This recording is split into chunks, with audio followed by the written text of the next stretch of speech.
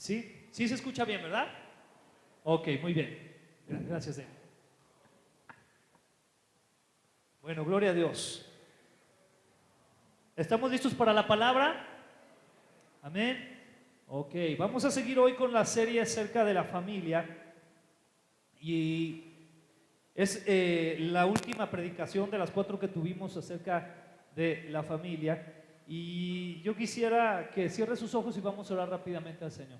Señor, gracias te damos por ese tiempo que tú nos das. Te pedimos que tú bendigas esta palabra.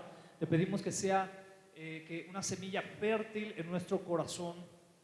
Señor, te pedimos que tu Espíritu Santo sea el que nos convenzca, Señor, que nos pueda convencer, Señor, de que tu palabra es lo que necesitamos en nuestra vida, en nuestro corazón, en nuestro ser. Ayúdanos, Señor, a ser transformados. Ayúdanos a ser cambiados por ti, Señor. En el nombre de Jesús, queremos ser tierra dispuesta a recibir de tu palabra, Señor. Te damos gracias, Padre, en el nombre poderoso de Jesús. Y todos decimos amén. Gloria a Dios. Gloria al Señor. Déjame prepararme aquí. Bueno, como le mencionaba, el día de hoy vamos a tener la última plática acerca de la familia. Y quiero enfocarlo acerca de los roles en la familia bíblica.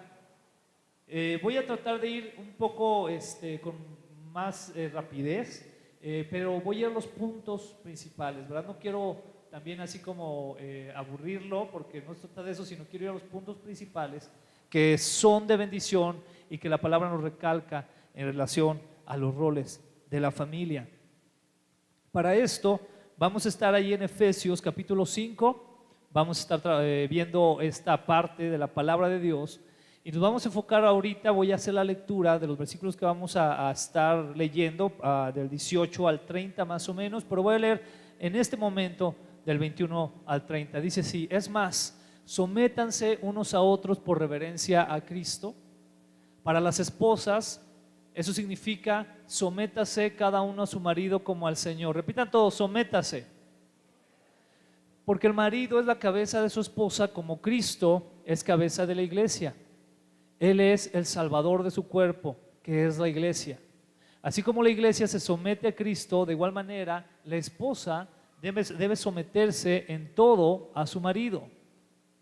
Para los maridos, eso significa: ame cada uno a su esposa tal como Cristo amó a la iglesia. Él entregó su vida por ella, a fin de hacerla santa y limpia, al lavarla mediante la purificación de la palabra de Dios. Lo hizo para presentársela a sí mismo como una iglesia gloriosa, sin mancha ni arruga, ni ningún otro defecto. Será en cambio santa e intachable. De la misma manera, el marido debe amar a su esposa como ama su propio cuerpo, pues un hombre que ama a su esposa en realidad demuestra que se ama a sí mismo. Nadie odia a su propio cuerpo, sino que lo alimenta y lo cuida, tal como Cristo lo hace por la iglesia, y nosotros somos miembros de su cuerpo. ¿Cuántos somos miembros del cuerpo de Cristo? Ok, todos esos versículos de Efesios dejan un rol muy claro en relación a qué es lo que debemos de hacer nosotros en nuestra familia, qué es lo que debe de hacer el esposo, qué es lo que debe de hacer la esposa. Sin embargo, también si avanzamos un poco más, vamos a darnos cuenta lo que dice también Efesios. Dice así: ¿cuántos hijos hay aquí?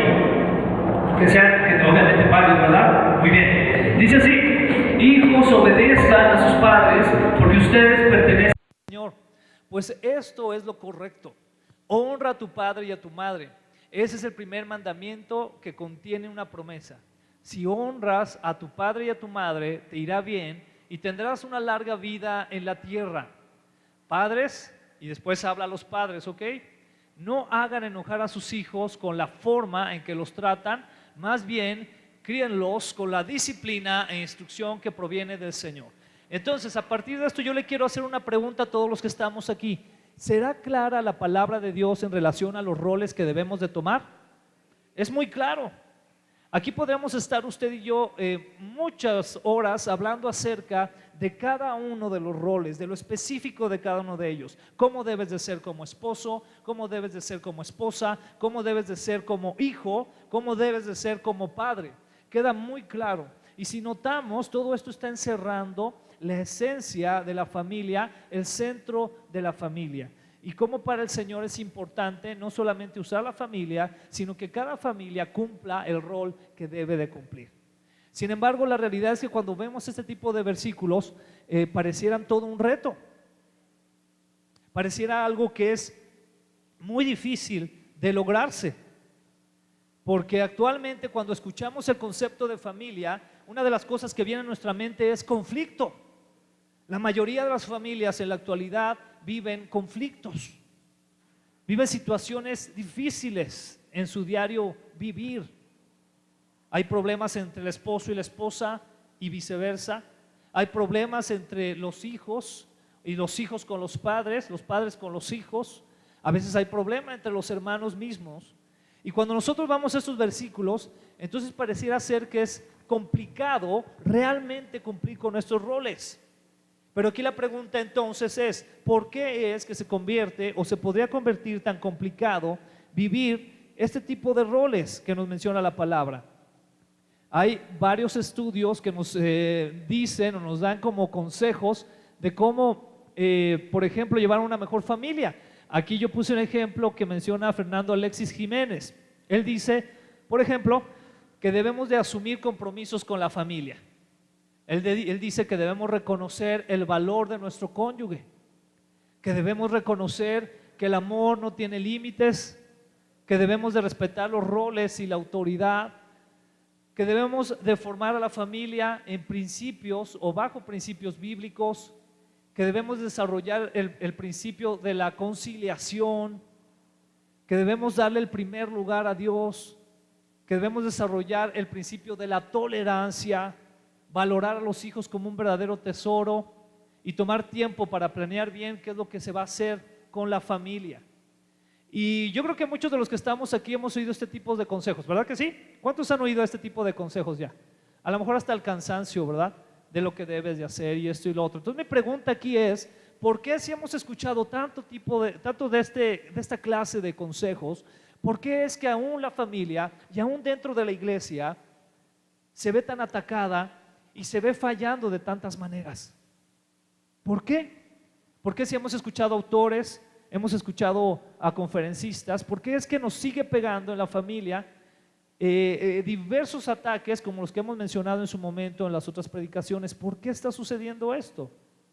Bueno, muy probablemente es porque nos falta comprender el contexto de lo que Pablo está mencionando aquí en Efesios 5. Y por esta razón es que yo quiero invitarle que abra su Biblia. ¿Cuántos traen su Biblia? Sí, ok. De hecho, de ahora en adelante yo quiero invitarle que traiga su Biblia, lo quiero invitar a que la subraye, lo quiero invitar a que haga anotaciones ahí, para que también no nomás entre por un lado y se nos vaya por el otro oído, sino que podamos cada día más asimilar, independientemente de lo que tengamos acá. Los siguientes versículos ya no los puse yo acá. Entonces, yo le voy a pedir que vayamos ahí a Efesios, el libro de Efesios, capítulo 5, pero ahora vamos a leer desde el versículo 18. Efesios capítulo 5, versículo 18. Y cuando esté ahí, dígame. Ok, muy bien.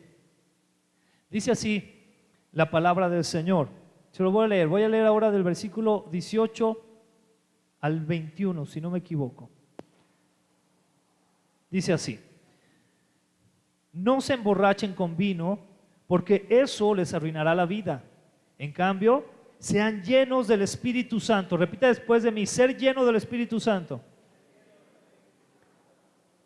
Dice enseguida: cantando salmos e himnos y canciones espirituales entre ustedes, y haciendo música al Señor en el corazón. Y den gracias por todo a Dios el Padre en el nombre de nuestro Señor Jesucristo. Es más, sométanse unos a otros por referencia a Cristo, por reverencia a Cristo. Yo quiero que usted vea aquí algo muy importante. Todos estos consejos que encontramos en los versículos que vimos anteriormente en Efesios, acerca del rol del padre, acerca del rol primero de la esposa, del esposo, de los padres, de los hijos, no son solamente unos consejos que que se los dice a alguien y que porque alguien se los dio, entonces usted automáticamente los podrá llevar. No, no es así de sencillo. Aquí Pablo nos menciona 4 aspectos que son muy importantes y que los vemos entonces ahí del versículo 18 al versículo 21.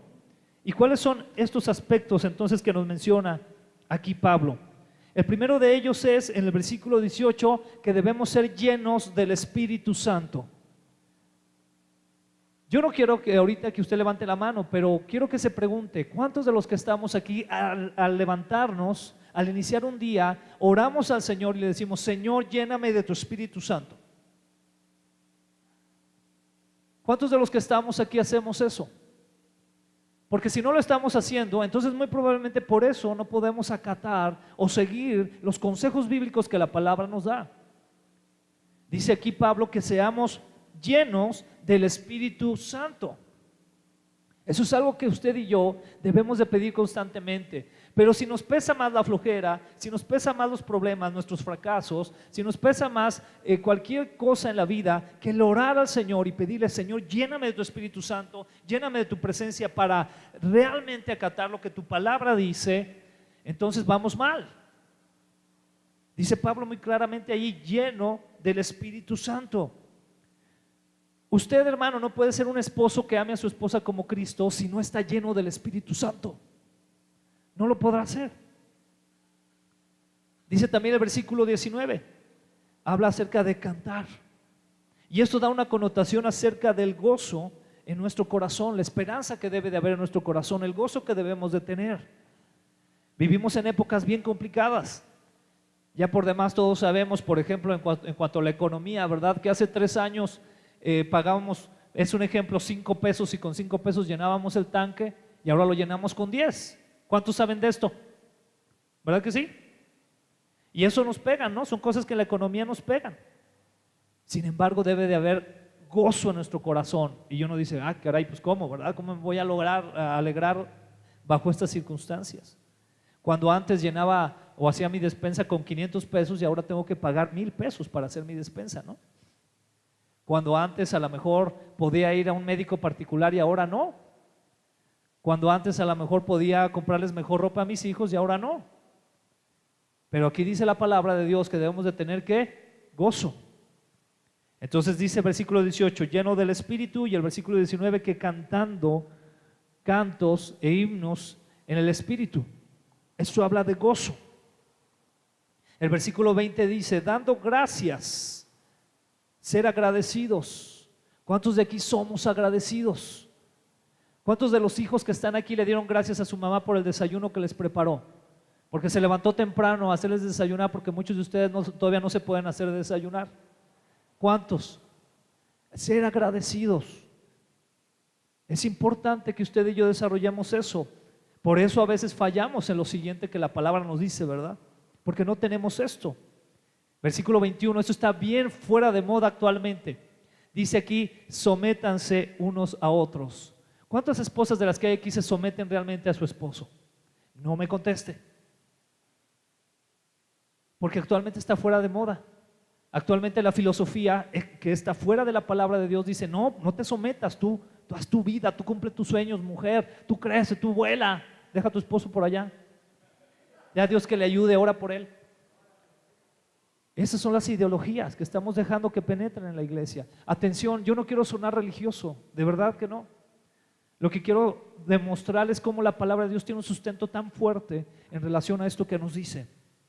Entonces, para que el esposo ame a la esposa como Cristo amó a la iglesia, para que la esposa se someta, para que los hijos obedezcan a los padres, para que los padres no hagan enojar a los hijos, porque también eso da a entender aquí la palabra, necesitamos ser llenos del Espíritu, necesitamos tener el gozo del Señor, necesitamos ser agradecidos y necesitamos aprender a someternos. ¿Qué le parece? Ya son otras palabras, ¿verdad que sí?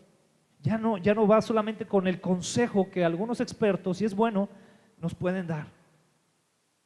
Cuando existen estos principios, entonces podemos ver el matrimonio, por ejemplo, y voy a empezar a hablar del matrimonio porque es la base de la familia, ¿ok?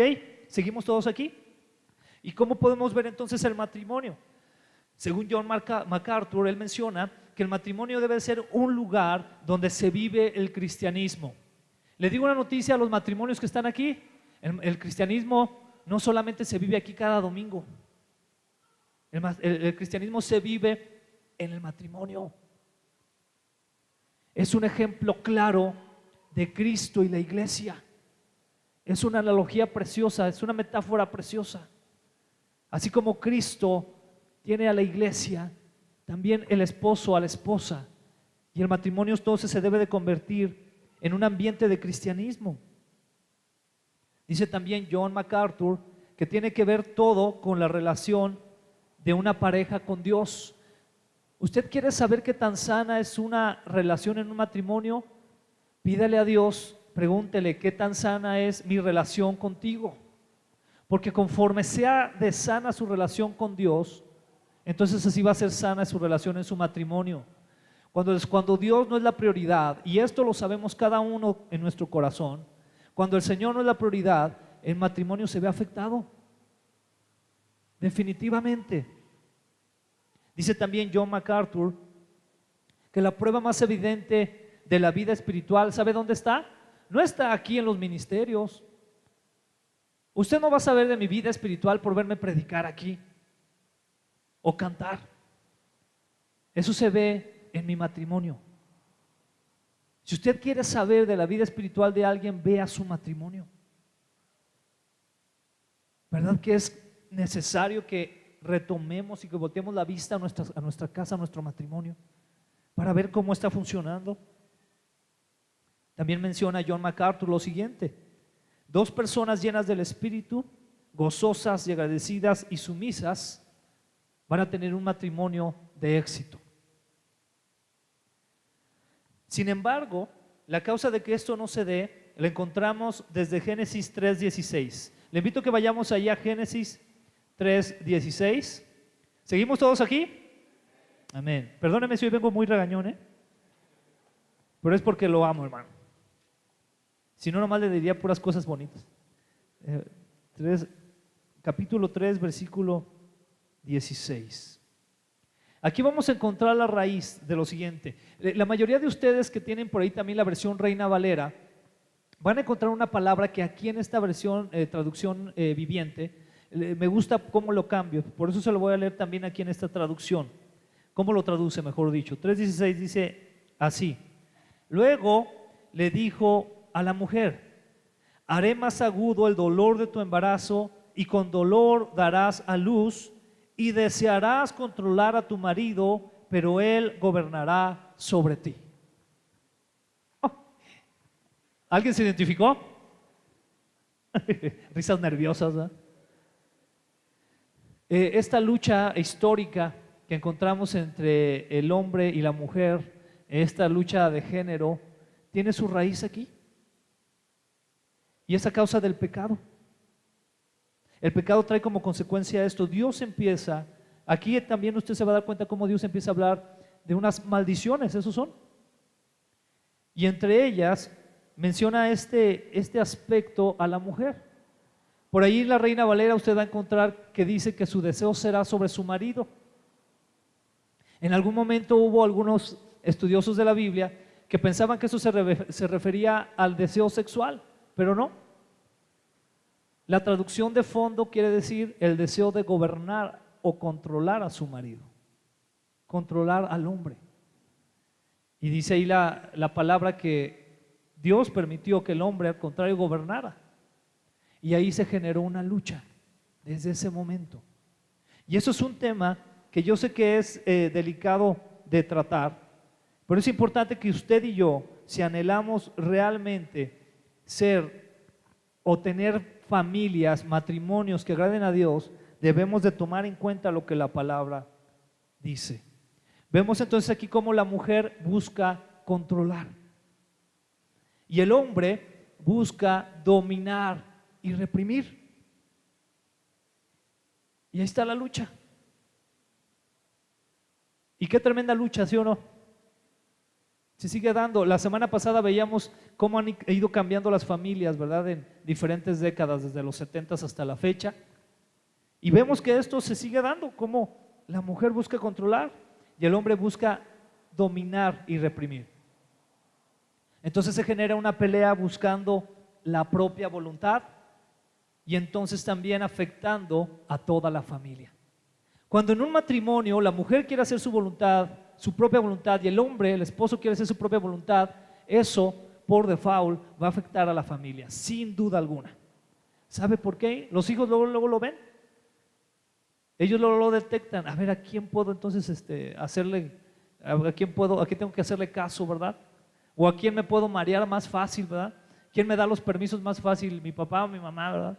Y si mi papá no me deja ir acá, yo sé que mi mamá sí. Y si mi mamá no me deja, yo sé que mi papá sí. Cuidado, porque ahí hay desorden. Ahí estamos dejando que entre esa maldición. Ahora yo le quiero decir algo. Dice la palabra que a través de Cristo Jesús, el nuevo Adán, así lo menciona la palabra de Dios, cuando usted y yo venimos a Cristo, este tipo de situaciones deben de menguar. Y entonces debe de existir lo que nos dice Efesios en el capítulo 5, 18 al 21. Debe de existir esa llenura del Espíritu, debe de existir ese gozo, debe de existir el someterse y la gratitud en la casa, en el matrimonio.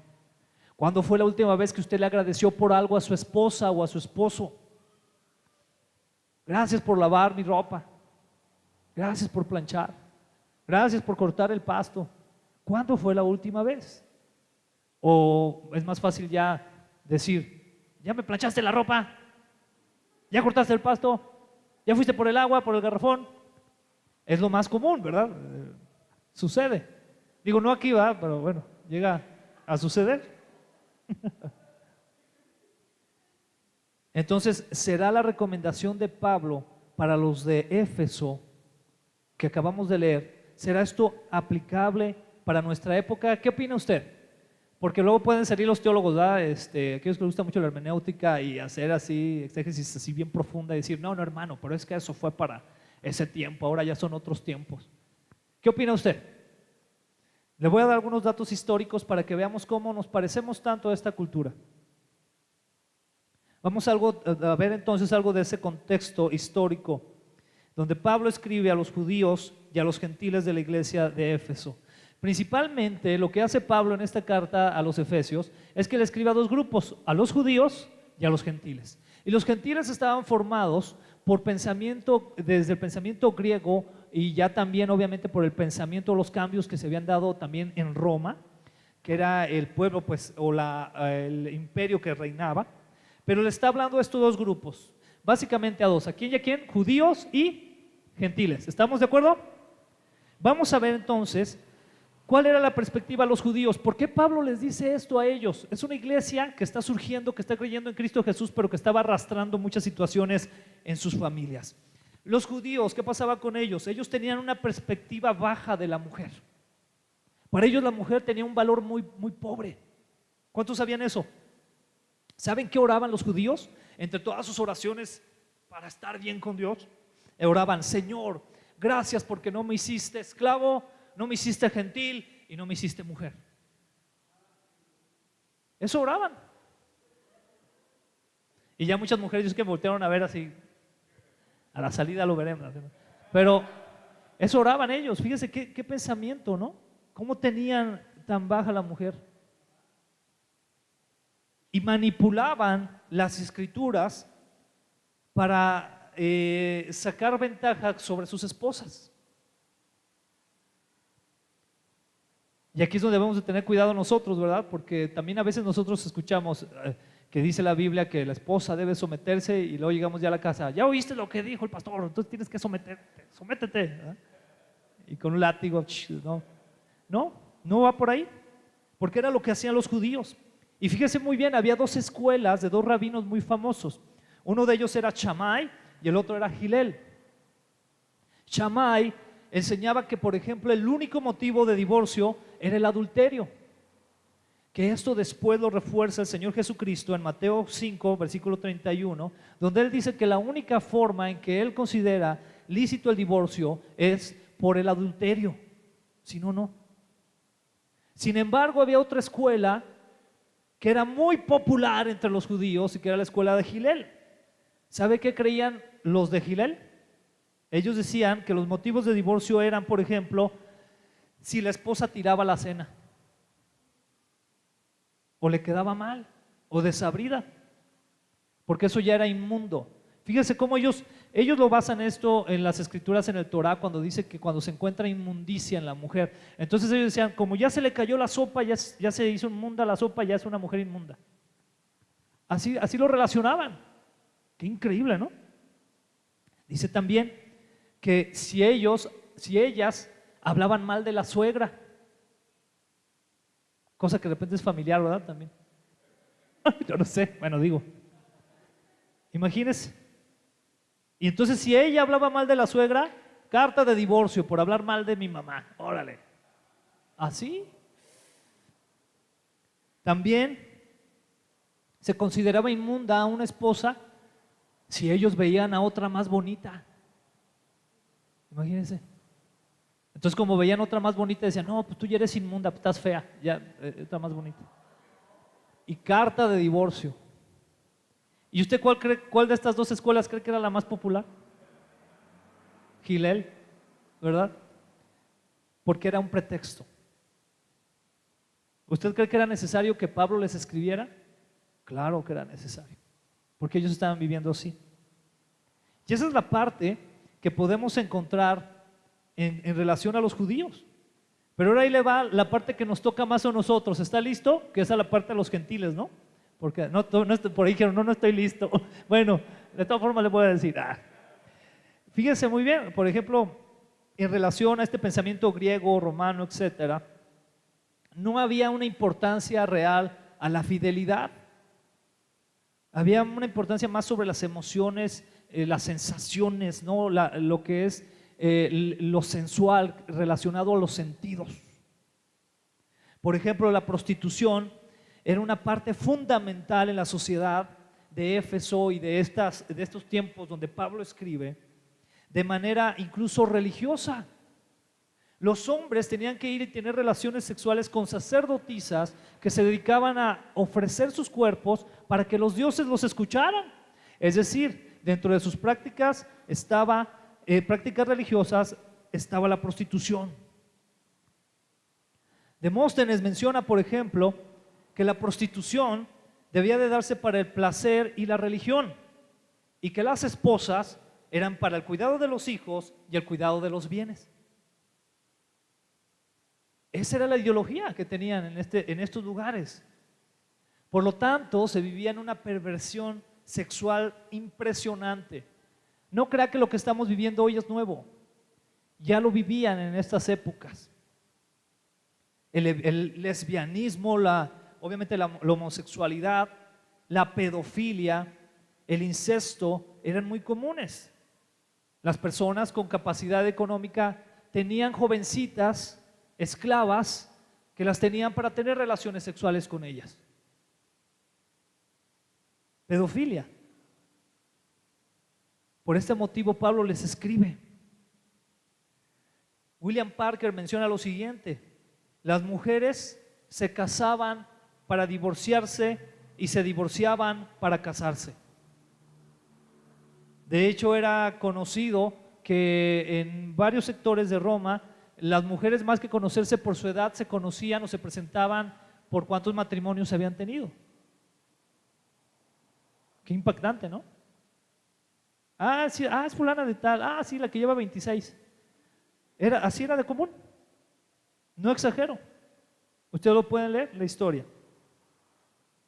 Por ahí también menciona Jerónimo Carcopino, menciona que había un feminismo desenfrenado en estos lugares.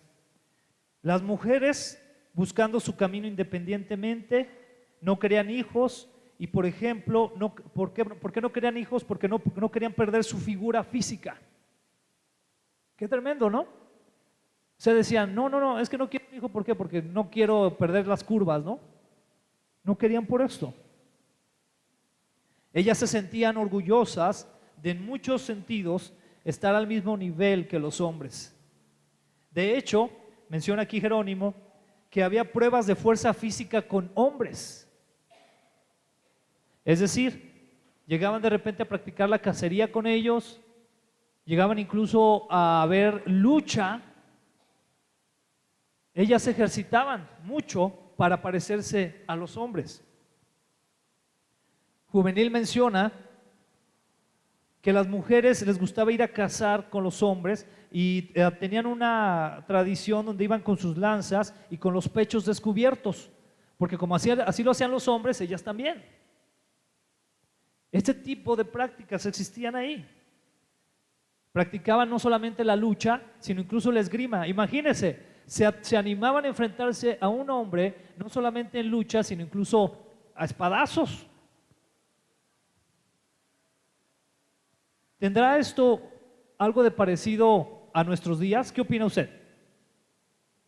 Sigue habiendo este tipo de... A lo mejor no hay lucha a espadazos, pero hay ya otro tipo de luchas. Hay cazuelas y sartenes, no se crea. Pero hay otro tipo de luchas, ¿verdad?, que se dan.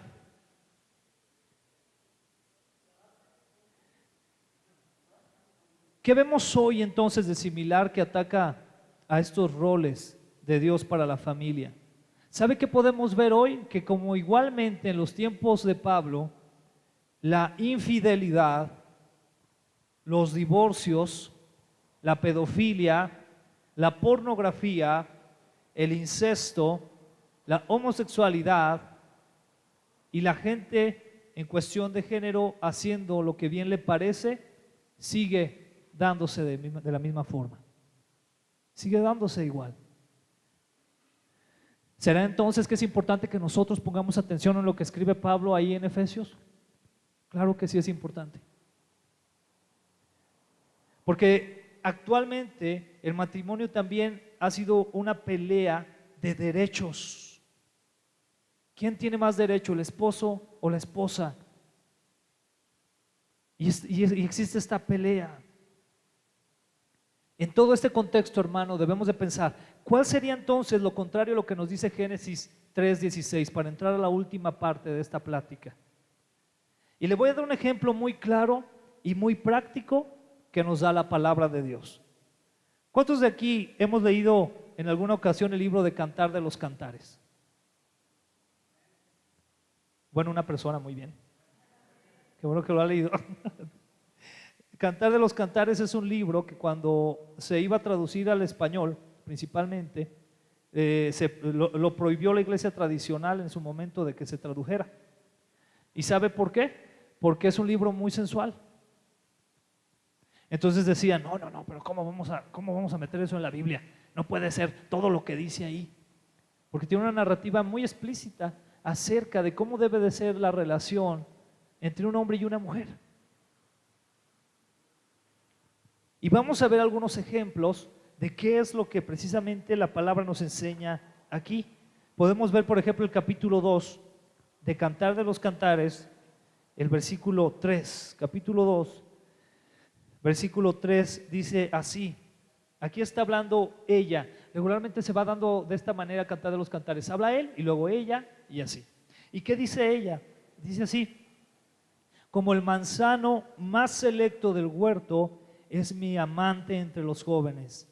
Me siento bajo su sombra placentera y saboreo sus deliciosos frutos. Él me escolta hasta la sala de banquetes. Es evidente lo mucho que me ama. Y dice enseguida: fortalézcanme con pasteles de pasas y refrésquenme con manzanas, porque desfallezco de amor. Voy a leer hasta el 6. Su brazo izquierdo está debajo de mi cabeza y su brazo derecho me abraza. Podemos ver aquí, la pregunta sería, ¿vemos aquí que hay discordia? ¿O hay como pleito? ¿Sabe que hay matrimonios a veces que incluso ya hasta, por ejemplo, si se abrazan así como que, ay, ¿qué traes, va? O hasta, ay, ¿qué quieres, va? ¿Qué me vas a hacer? O para allá, este es mi espacio, ¿verdad? Son mis cosas aquí, mi espacio físico. Sucede. Y no necesariamente físicamente, aquí. Deja mi celular ahí. No tienes nada que ver. ¿Cómo que no? Pues ¿qué tiene que esconder? Que no pueda ver su esposa o su esposo. Usted con toda tranquilidad debería y podría darle su celular a su esposa sin broncas y viceversa. Porque entonces, ¿de qué se trata? Pues no, que cuando se casaron eran uno y ahí sí hasta la muerte, pero no veas mi celular, ¿no? Y menos el WhatsApp, porque es carta de divorcio, ¿verdad? Entonces, sí, casi así, ¿no? Empezamos a hacernos de Gilel, ¿verdad? No. Vemos aquí la actitud de ella, ¿verdad? Cómo dice, cómo hace esta narrativa. Dice que su brazo izquierdo sobre mi cabeza, ¿no? Y con el derecho me abraza. ¿Cuándo fue la última vez que abrazó así a su esposa? Hágalo. Porque esto implica muchas cosas, de verdad. Implica muchas cosas. El capítulo 4, versículo 16. Vamos a ver ahí lo que dice. Voy a brincarme así algunos versículos para ir a puntos específicos. 4, versículo 16, dice así: despierta viento del norte, levántate viento del sur, soplen en mi jardín y esparzan su fragancia por todas partes. Ven a tu jardín, amado mío, saborea sus mejores frutos. ¿Qué se refiere con ese jardín? ¿Se referirá a un jardín que de veras tiene con jitomates y cebollas y no sé qué más? ¿A qué se referirá? ¿A ella? ¿A su cuerpo? ¿Qué le dice? Disfruta de este cuerpo. ¡Wow! No se asuste, hermano. Esto es importante. Es una parte que la iglesia tenemos que, mire, si hay una parte en la que, esto se lo voy a decir, hermano, con mucho cuidado, de verdad, pero se lo digo con mucho respeto y amor al Señor. Si hay una parte en la que los matrimonios cristianos deberían de ser plenos, esa es la parte de la intimidad. Los matrimonios cristianos deberían ser de ejemplo de eso, de ese disfrutar que Dios quiere que tengan.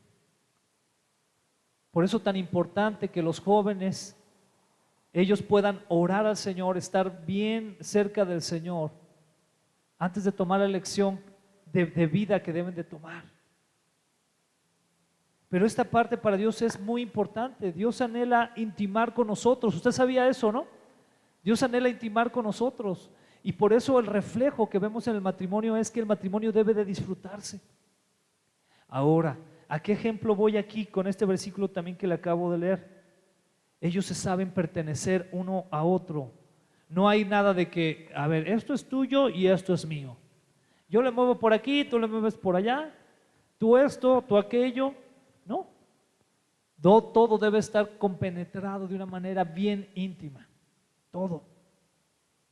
Y entonces, eso va a traer bendición a la familia también. En el capítulo 7, versículo 10, vamos a ver qué es lo que dice ahí. Capítulo 7, versículo 10 dice lo siguiente: yo soy de mi amante y él me declara como suya. Ella está reconociendo de quién es. No dice yo soy mía y hago lo que quiero y mis planes, y si mi esposo le gustó bien y si no, pues divorcio. No dice eso, ¿verdad que no? Y dice también ahí del esposo. ¿Qué dice que hace el esposo? A ver, hermanas, ahí se hubieran puesto listas. ¿Qué dice ahí del esposo? Vamos a leer ahí otra vez ahí el. Pero fíjese lo que dice ahí bien el 10. Dice, y él me declara como suya. Es decir, me presume. ¿Cuántos esposos aquí presumen a su esposa? Que dicen, no, mira, mi esposa, no, hombre. Si de repente llega el compañero y no, pues es que se me hizo tarde porque a mi esposa se le quemaron ahí unos huevos que me estaba haciendo. Y usted diga, no, hombre, a mi esposa nunca le pasa eso. Ella siempre, o es un ejemplo, ¿verdad? Muy vago, pero deberíamos de ser así, uno con otro, ¿verdad? A llegar a ese nivel de amor que podamos incluso presumir a esa persona con la que hemos hecho un voto delante de Dios. Y entonces, eso trae como consecuencia una bendición a la familia. ¿Sabe cuál es una de las áreas que fortalecen más el carácter de un hijo? El cómo ven, cómo se tratan los papás. Si se abrazan, si se besan, si se respetan, si juegan. Eso fortalece mucho el carácter de los hijos, de veras, hermano. Es importante que ellos se den cuenta de eso. Dice la palabra en 1 Corintios 11:3. Vamos a leerlo, ya casi estamos terminando. 1 Corintios, capítulo 11, versículo 3. Dice así: pero hay algo que quiero que sepan. La cabeza de todo hombre es Cristo. ¿Quién es nuestra cabeza, hermanos? Cristo. La cabeza de la mujer es el hombre. Entonces, ¿quién es la cabeza de la mujer? A ver, ¿quién? Ella no se oyó tanto, ¿verdad? Y la cabeza de Cristo es Dios. Hay un orden, hay un orden. Y este orden es muy importante. Fíjese cómo el Señor nos protege de esta manera tan especial. Fíjese cómo. El Señor nos ha dicho a nosotros los hombres, levantemos nuestra mano los hombres, solteros y casados, todos. A nosotros nos ha dado la responsabilidad de que nuestra cabeza sea Cristo. Ay, qué caray, ¿no? Está duro.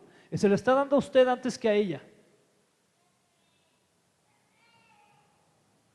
Son palabras mayores. Si hay alguien que debe de estar bien con el Señor y fortalecido en el Señor en la casa, somos nosotros, hermanos, nosotros los hombres, nosotros.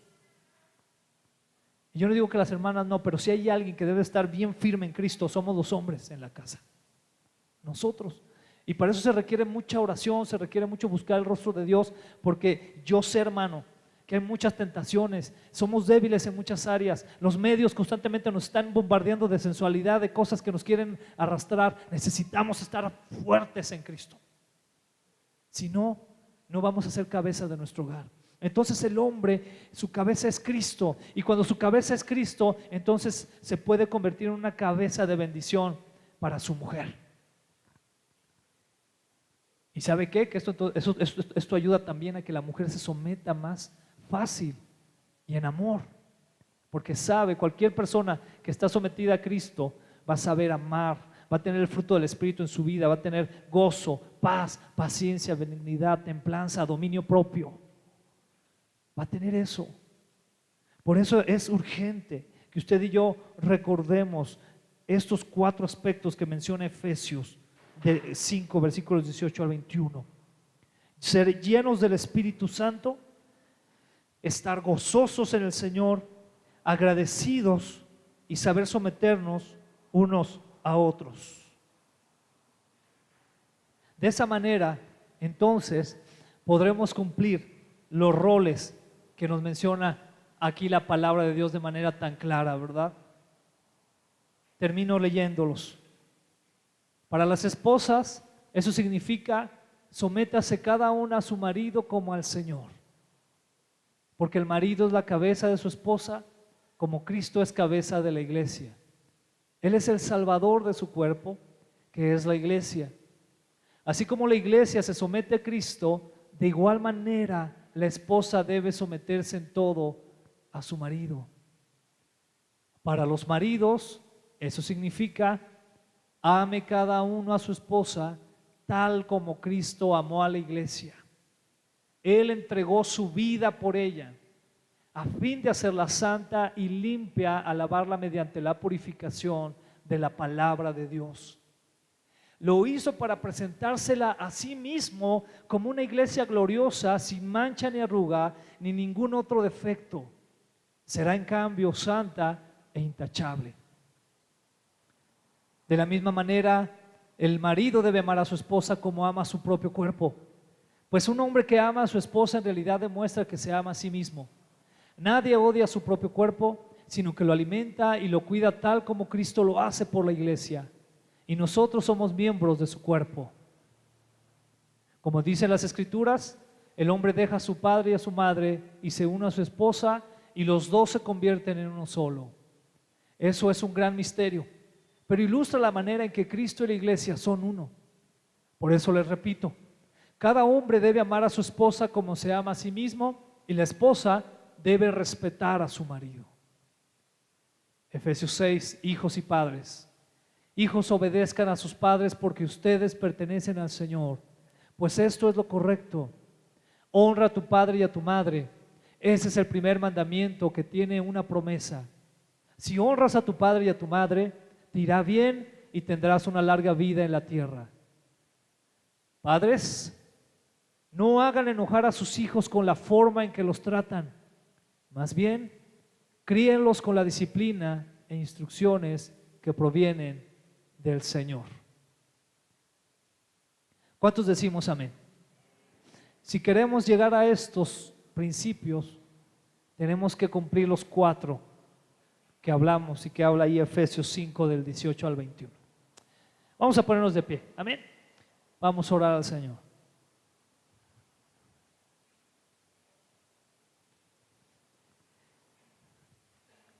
Señor, cuántas gracias te damos porque tú diseñaste la familia, Señor. Y tú eres perfecto y eres santo, Señor.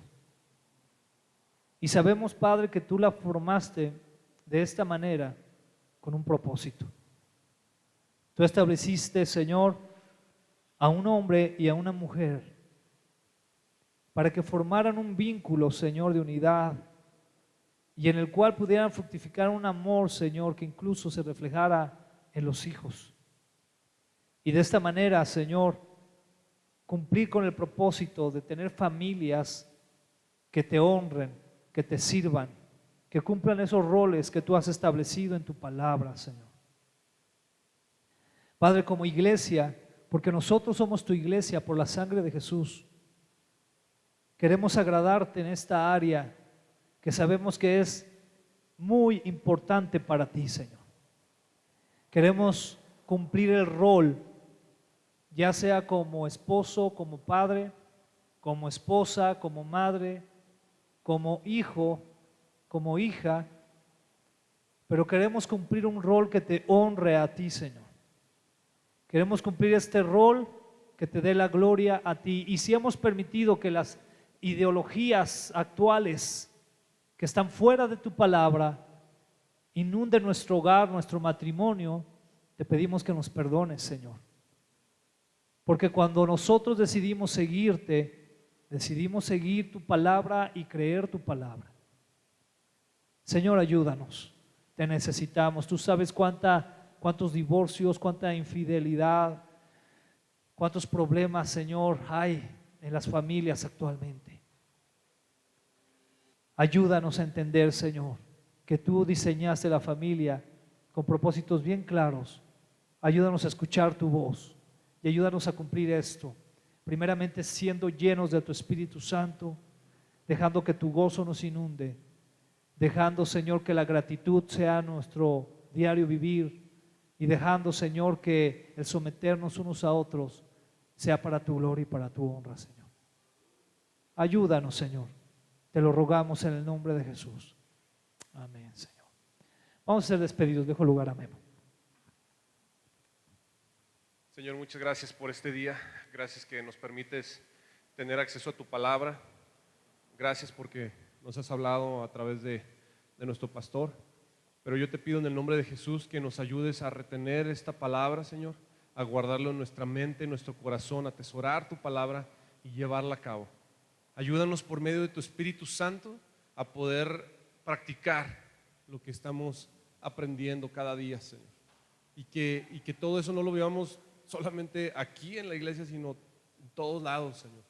Que te exaltemos cada día, Señor, no solamente en la iglesia mientras que levantamos nuestras manos para adorarte, sino que nuestra vida, nuestros pensamientos, nuestras palabras, nuestras acciones sean una forma de alabarte, de darte toda la honra y toda la gloria a ti, que eres el Rey de Reyes, el Señor de Señores, el Creador del universo, el que nos ha dado la vida, el que dio su vida por nosotros. En el nombre de Jesús, amén. Estamos despedidos, familia. Que pasen una excelente y bendecida semana.